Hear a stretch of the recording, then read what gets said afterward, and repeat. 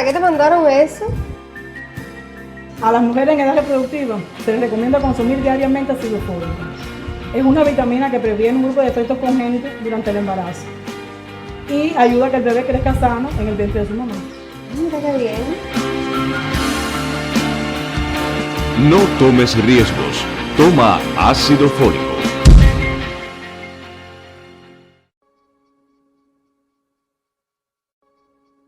Sean bienvenidos, estimados colegas, a su canal Genomiciencia, el canal donde usted aprende la naturaleza de lo que somos.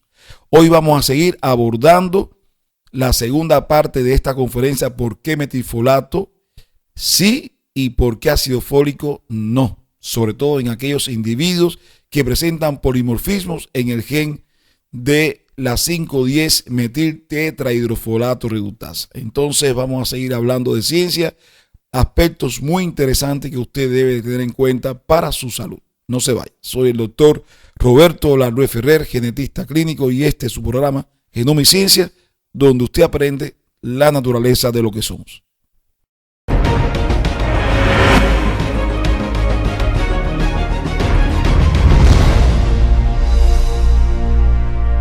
Bienvenidos al canal Genomiciencia, la naturaleza de lo que somos, con su anfitrión, el doctor en ciencias, Roberto Larrué Ferrer.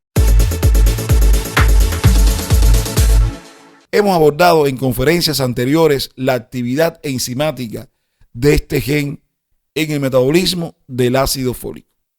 Y ya se ha podido o hemos podido exponer las variantes polimórficas que comprometen la actividad de esta enzima. Estamos hablando del cambio de citosina por timina en la posición 677. Ese polimorfismo se encuentra en la mayoría de los perfiles de nutrigenética. Y el estado homocigótico, TT, es de gran riesgo. ¿Cuál es la actividad enzimática de estas personas? De un 25 a un 35% en comparación con el alelo normal. Si nosotros los comparamos, por supuesto, con la actividad enzimática del alelo tipo salvaje. Esta es una proporción que varía entre una investigación y otra. Pero la mayoría de los estudios de revisión sistemática y metaanálisis que hemos realizado, esa es la cifra de actividad enzimática que fluctúa. Es decir, un individuo que presenta este tipo de polimorfismo, un perfil de nutrigenética que nos llega con este tipo de información, entonces nosotros le podemos decir que tiene una actividad enzimática residual de un 25 a un 35%, es decir, limitada. También tenemos otro tipo de polimorfismo, menos frecuente, pero también lo evaluamos en nuestro Elixir Gene que realizamos en nuestra consulta de nutrigenética. Y es el cambio de adenina por citosina en la posición 1298. Y se plantea que cuando el genotipo es citosina-citosina, es decir, homocigótico CC, esa variante reduce también la actividad enzimática de la metiltetrahidrofolato reductasa, pero de forma leve si lo comparamos con el anterior. Informes varían, pero suelen mostrar reducciones moderadas. Una reducción entre un 60 y un 80% de actividad enzimática. No es tan marcada como la anterior. De manera que si nosotros comparamos ambas, la más severa es el genotipo TT del polimorfismo 677, C por T, en comparación con el genotipo CC del polimorfismo A por C en la posición 1298. Pero también puede pasar que exista una combinación, es decir, de que esa persona tenga una doble heterocigosidad, tanto para un polimorfismo como para otro. Lo hemos encontrado en nuestra consulta. En este caso, entonces, la actividad enzimática global es de un 40 a un 60%. Está a mitad de camino. Es importante que los asesores genéticos, que los genetistas tengan en cuenta esto en forma de una tabla y que esté presente, que los acompañen en su consulta de genética clínica para un adecuado asesoramiento genético. Entonces, resumiendo, aquí nosotros podemos ver en esta diapositiva esta reflexión en cuanto a la actividad enzimática. Lo ideal es tener el genotipo CC, 100% de actividad enzimática. Es la referencia del alelo normal o alelo tipo salvaje.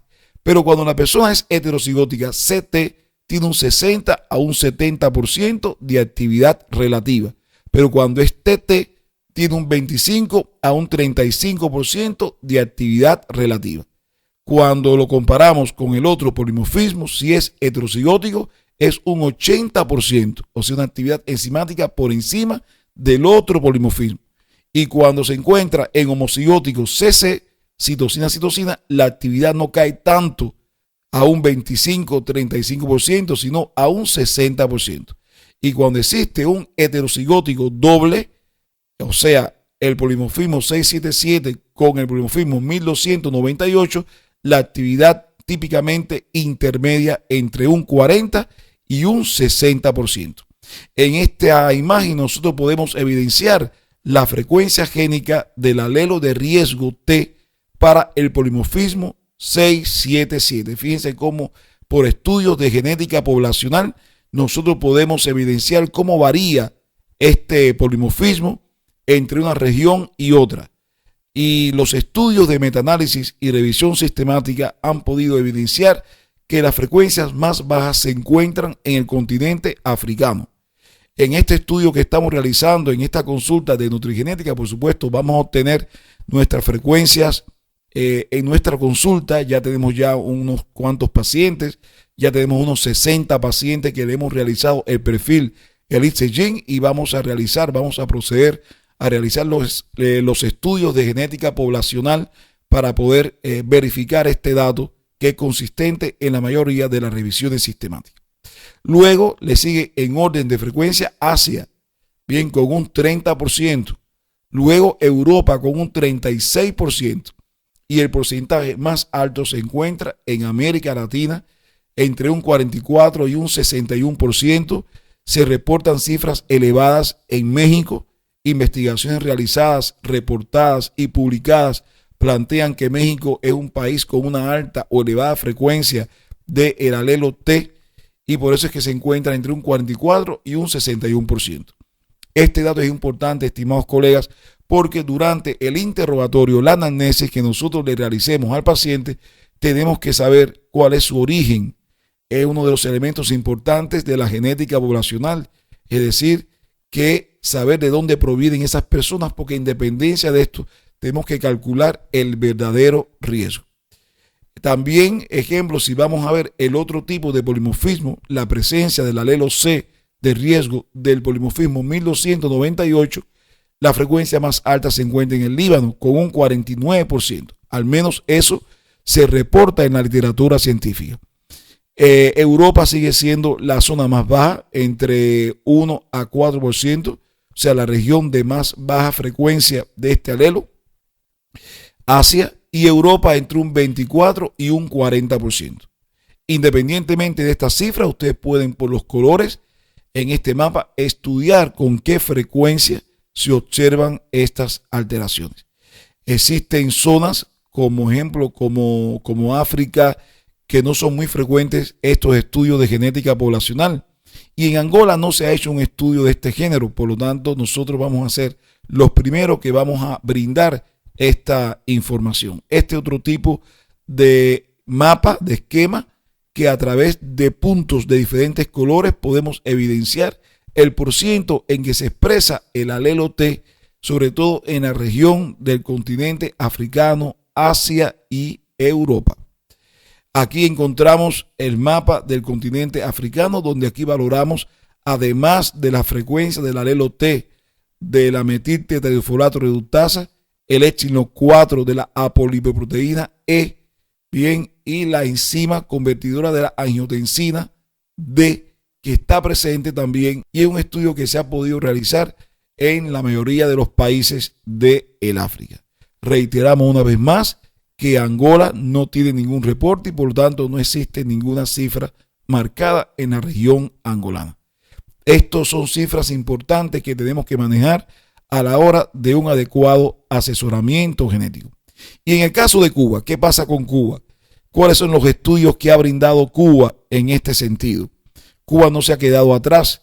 Existen varios estudios, sobre todo existen en la literatura alrededor de 3 o 4 estudios importantes. Hubo un estudio realizado en pacientes cubanos jóvenes de 18 a 50 años de edad con antecedentes de eventos trombóticos y que se realizó en el Hospital Clínico Quirúrgico Hermanos Amejera en La Habana.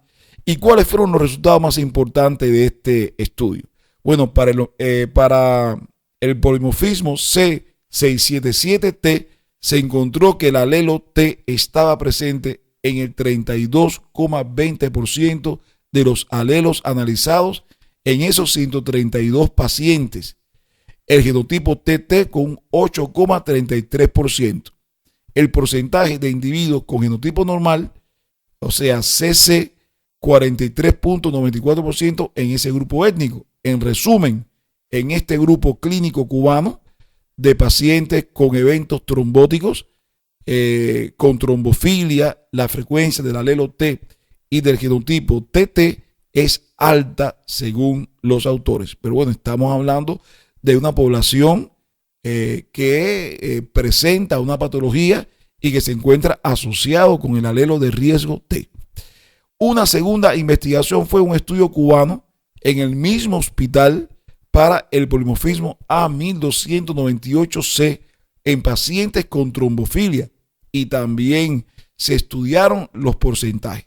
Ahí se estudiaron 152 pacientes, el 38,8% presentaron la mutación AC más CC para este tipo de polimorfismo y específicamente 32,2% fueron heterocigóticos y 6,6% fueron homocigóticos recesivos. Conclusión del estudio: la frecuencia en este caso es baja entre los adultos jóvenes cubanos con trombofilia, pero ya implica una presencia no trivial de la variante. Encontramos otro tipo de investigación, un estudio más amplio, importante, un estudio más amplio en la población sana cubana. Aquí se estudiaron 946 individuos donde se examinaron el polimorfismo C677T en la población general por provincias, analizando la contribución de la ascendencia genética europea africana en Cuba. Entonces se encontraron que las frecuencias del alelo T y del genotipo TT varía según provincia y estaba asociada con mayor proporción de ascendencia europea. Y por supuesto esto habla a favor de la fundación de la población cubana, bien, en este caso pueblos europeos. En la provincia, ejemplo, de Guantánamo, existe una alta proporción de ascendencia africana y se reportó una frecuencia del alelo T de 23,7% y del genotipo TT de 1,8%, o sea, bajo, en correspondencia como se reflejan estas frecuencias en el continente africano. En la provincia de Mayabeque, mayor ascendencia europea, entonces los valores eran más altos para el alelo T y para el genotipo TT. Datos exactos del genotipo TT no detallados en el resumen debemos de evidenciar. Es decir que fíjense cómo cada una de las provincias refleja realmente la composición étnica de la población derivándose de África o de Europa.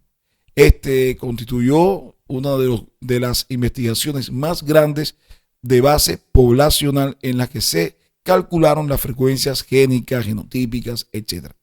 Sin embargo, recientemente se realizó una investigación por el doctor en ciencias Noel Taboada Lugo en Villa Clara. Él estudió mujeres con niños con defectos congénitos folatos sensibles, defectos cardiovasculares, defectos de cierre tubo neural, síndrome de Down, etc.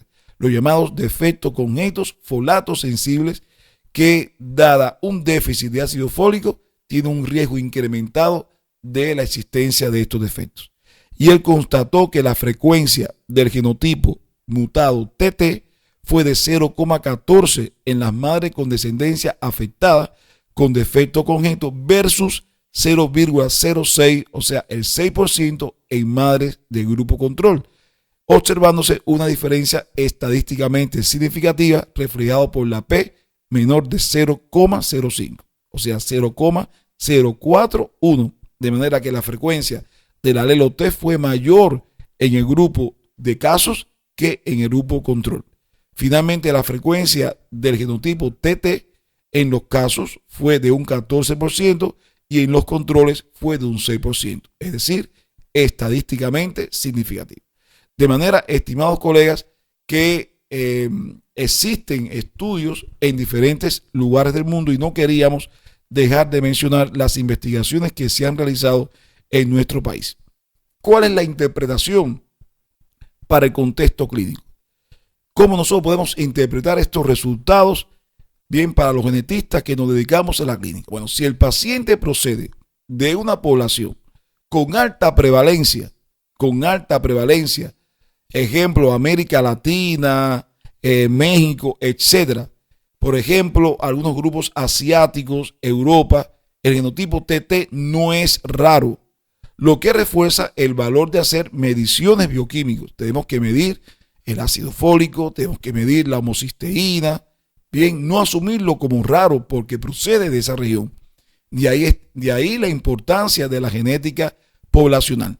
Si procede de una población con baja prevalencia, como ejemplo Asia, algunas poblaciones africanas tienen genotipo TT, este hallazgo puede tener más peso clínico, al menos indicar que es menos común.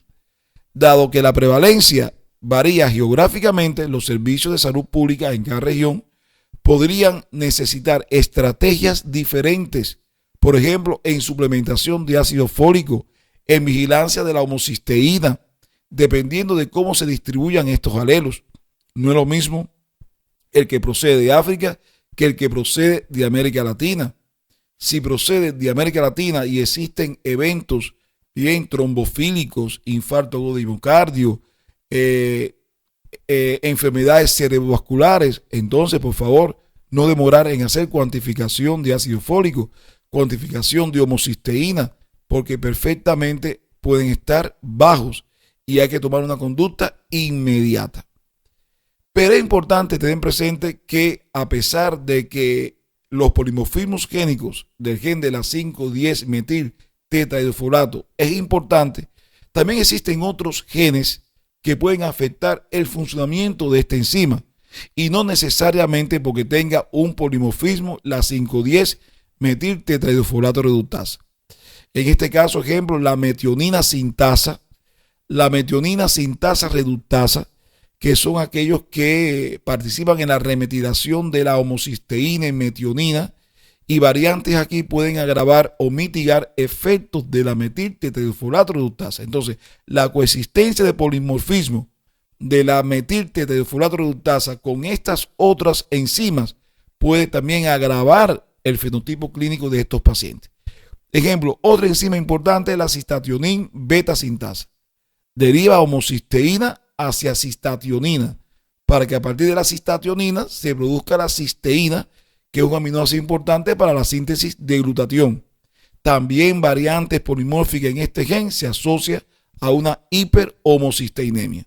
Existen otros genes que codifican enzimas del metabolismo del ácido fólico, como es el caso de la serina hidroximetiltransferasa 1, que afecta el suministro de carbono. Bien, por tanto, influye en el flujo hacia la 5-metil tetrahidrofolato reductasa. Los receptores folatos, o sea, el FOLR1, el FOLR2. Encontramos también otras enzimas como es el SLC19A1, que participa en el transporte del folato celular, y alteraciones en estas enzimas también suelen modular, estimados colegas, la disponibilidad intracelular y pueden cambiar el impacto de una variante enzimática. Existen otras, como es el caso del DHFR, la conversión de folato reducido, que también su función interactúa con el suministro de folato activo. También cuando existen alteraciones o polimorfismos en la riboflavina, en la vitamina B12, que lo usa como cofactor, baja riboflavina puede reducir la estabilidad y actividad de la proteína en la variante que nosotros estamos viendo. Y ensayos clínicos han demostrado que suplementación con riboflavina mejora la presión arterial y puede modular la homocisteína, y esto aparece en la literatura reportada. Y bueno, los factores epigenéticos y la microbiota no podemos dejarlo de mencionar. La microbiota es importante. La metilación, la disponibilidad de metabolitos, ejemplo, el folato producido por la microbiota intestinal es importante.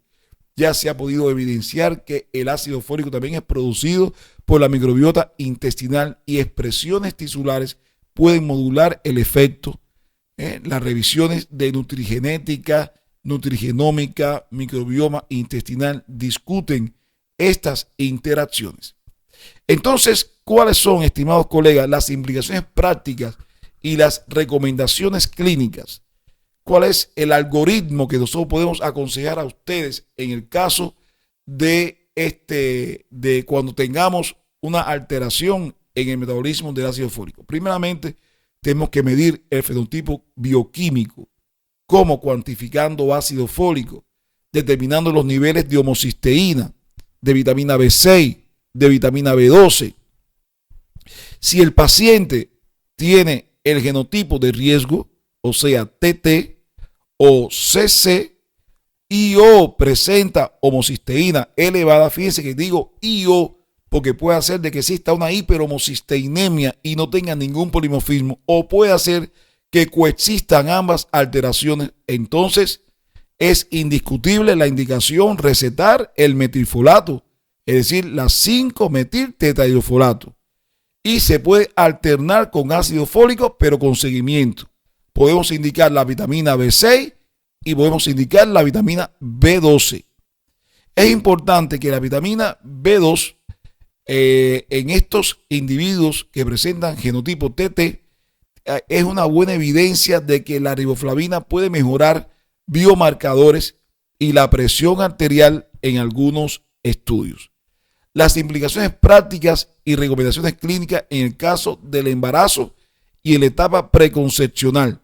Si la mujer es portadora de algunos de estos polimorfismos, presenta el genotipo TT, presenta el genotipo CC del otro polimorfismo, o una dupla o doble heterocigosidad, entonces es importante la suplementación preconcepcional con metilfolato y no con ácido fólico. Bien, o el ácido fólico estándar, pero bajo seguimiento. Bien, para evaluar realmente cómo se comportan estos niveles. Recuerdan que esto incide directamente como un factor de riesgo importante para la génesis de los defectos congénitos. Pero en la embarazada tenemos que evaluar posibles agentes químicos, ejemplo, drogas prescritas, incluso no prescritas, que su metabolismo o que su acción teratogénico depende de la inhibición que ellos ejercen sobre el metabolismo del ácido fólico. Y estamos hablando entonces de los anticonvulsivantes, del metotrexato, condiciones nutricionales agravando la situación, y ahí tenemos que ajustar y monitorizar. También hay que considerar la historia familiar y clínica de eventos clínicos folatosensibles, como son los defectos congénitos, como es el síndrome de Down, cromosomopatías, trombosis, cardiopatía, infertilidad recurrente. Bien, en esos casos también tenemos que realizar este tipo de estudios. Entonces, estimados colegas, con esta conferencia, en su parte número 2, hemos podido evidenciar o hemos podido estudiar en detalle los polimorfismos que experimentan estos genes, la interacción de este gen con otros que codifican enzimas que participan en el metabolismo del ácido fólico, la actividad enzimática en cada uno de estos componentes y las recomendaciones clínicas cuando existe un genotipo de riesgo, sobre todo en una embarazada. Recuerden, estimados colegas, todo individuo, ya sea mujer o hombre, que se encuentre en edad reproductiva, bien, activamente debemos de consumir el ácido fólico, por lo menos el que tenemos acceso, que es el ácido fólico sintético. El que pueda comprar el metilfolato, la forma activa del ácido fólico, mejor, sobre todo si se acompaña de un resultado de perfil nutrigenético en relación con la 5,10-metil-tetrahidrofolato reductasa. En una próxima conferencia vamos a seguir abordando otros elementos relacionados con este gen. Vamos a seguir abordando protocolos importantes que yo les recomiendo para todos los genetistas que se encuentren asumiendo una consulta de genética prenatal, una consulta de genética preconcepcional relacionado con estos componentes, con estos fármacos. Entonces, no me demoro. Soy el doctor Roberto Larduet y los espero en un próximo encuentro para seguir hablando de ácido fólico. De esta forma finalizamos la videoconferencia, no sin antes recomendarle que se suscriba al canal y si le gustó, regale un like.